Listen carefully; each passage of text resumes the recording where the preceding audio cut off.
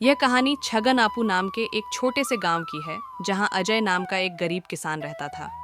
अजय के परिवार में उसके अलावा उसकी पत्नी सीमा और एक बेटा राजू था, जिनके साथ वह बहुत खुशी खुशी रहता था।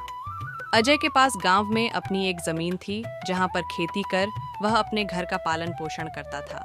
परंतु अब उसकी वह जमीन पहले की तरह उपजाऊ नहीं रही थी। धीरे धीरे उसकी जमीन से फसल की पैदावार भी कम होने लगी थी। एक दिन इसी चिंता में वह अपने जमीन के पास बैठा होता है और कमाने का कोई और जरिया सोचने लगता है। दिन प्रतिदिन मेरे इस जमीन से उगने वाली फसल कम होते जा रही है। लगता है मुझे अब कोई दूसरी जमीन लेकर काम करना होगा, या तो कोई और जरिया ढूंढना होगा कमाने का। पर अब मैं इस जमीन के भरोसे नहीं रह सकता हूँ। चलो एक बार चल के सीमा से राय लेकर देखता हूँ, वह क्या कहती है इस बारे में। अजय तुरंत खेत से अपने घर की तरफ चल पड़ता है। घर पहुंचकर वह सबसे पहले अपनी पत्नी सीमा को आवाज लगाता है। सीमा, जरा यहाँ आना, तो तुमसे एक जरूरी बात करनी है। अजय की आवाज सुनकर सीमा वहां आ जाती है। बोलिए, आपने मुझे बुलाया क्या?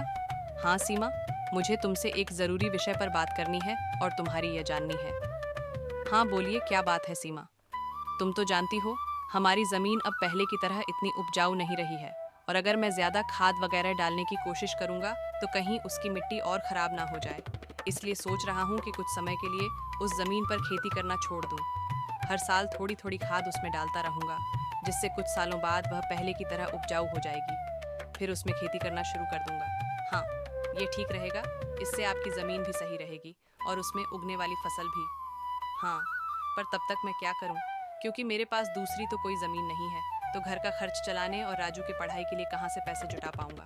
आप एक काम क्यों नहीं करते, एक बार जाकर गांव के ज़मींदार काका से मिल लीजिए। वह तो बहुत अच्छे और नेक दिल है, वह आपकी ज़रूर कोई मदद करेंगे। हाँ सीमा, ये ठीक रहेगा, क्योंकि काका अगर कोई नया काम भी करने बोलेंगे तो वो उसमें भी मेरी मदद कर देंगे। ठीक है सीमा, तो मैं कल सुबह सुबह ही काका से मिलने उनके घर चला जाऊंगा। अगली सुबह अजय जमींदार से मिलने उसके घर के लिए चल पड़ता है। जमींदार के घर के बाहर पहुंचकर वह जमींदार को आवाज लगाता है। क्या आप घर पर हो? अजय की आवाज सुनकर जमींदार बाहर आता है। अरे आओ अजय बेटा, बोलो क्या हुआ, कुछ काम था क्या? हाँ काका, आपकी एक मदद चाहिए थी। हाँ बोलो ना बेटा। बेटा, मैं किस प्रकार तुम्हारी मदद कर सकता हूँ?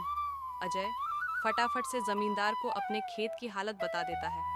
तो इसमें परेशान क्या हो ना बेटा, काका मेरे पास एक ही ज़मीन है जिस पर खेती कर मैं अपने घर का खर्च चलाता हूँ, और मैंने आज तक खेती के अलावा कोई दूसरा काम भी कभी किया नहीं। तो अब यही नहीं समझ रहा है मैं क्या करूँ। बेटा, खेती के अलावा दूसरा काम क्यों करना?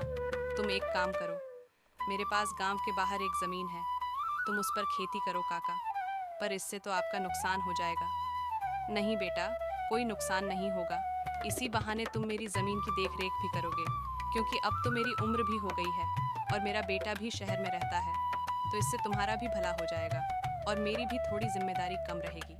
ठीक है काका, अगर ऐसी बात है तो मैं कल से ही उस खेत पर काम करने चला जाऊंगा। अजय जमींदार को धन्यवाद कहकर वहां से अपने घर के लिए निकल जाता है। अजय अपने घर पहुंचकर सीमा को सारी बात बता देता है। ये तो बहुत अच्छा है, यानी आपकी सारी चिंता ही खत्म हो गई। हाँ सीमा, अब मैं काका के खेत पर बहुत मेहनत करूंगा और कोशिश करूंगा कि एक दो और खेत खरीद लूं, क्योंकि भविष्य में ऐसी समस्या आए तो उसके लिए हम तैयार रहे। अगली सुबह अजय जमींदार के खेत पर काम करने निकलने वाला होता है, तो सोचता है काका की जमीन गांव के बाहर है, तो शायद शाम को आते आते देर हो जाए। इसलिए सीमा को बोलकर जाता हूँ, सीमा जरा यहाँ आना। तो अजय को बुलाता सुन सीमा वहाँ आती है। बोली, आपने बुलाया मुझे? हाँ सीमा सुनो, काका का खेत गांव के बाहर है, तो मुझे शाम को घर लौटने में थोड़ी देर भी हो सकती है। तो अगर मुझे देर हो जाए तो तुम और राजू खाना खाकर सो जाना। ठीक है, पर अपना ध्यान रखना। और हाँ, एक मिनट रुकना, मैं आपके खाने का डिब्बा लेकर आती हूँ। वह लेकर ही जाना। फिर क्या था, अजय अपना खाने का डिब्बा लेकर गांव के बाहर वाली ज़मीन पर काम करने चल पड़ता है। चलते चलते कुछ समय बाद वह गांव के बाहर वाली ज़मीन पर पहुंच जाता है। चलो अब पहुंच गया हूँ, तो फटाफट से खेत पर काम करना शुरू कर देता हूँ। अजय अपनी कुदाल उठाकर खेत पर काम करना शुरू कर देता है। अजय को अब भी काम करते कुछ समय हुआ ही था कि तभी पीछे से एक सांप आकर उसे काट लेता।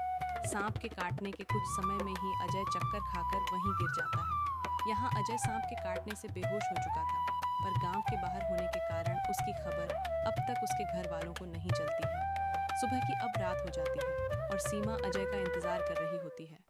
माँ को इतने परेशान देख राजू पूछता है, क्या हुआ माँ? पिताजी अब तक क्यों नहीं आए बेटा?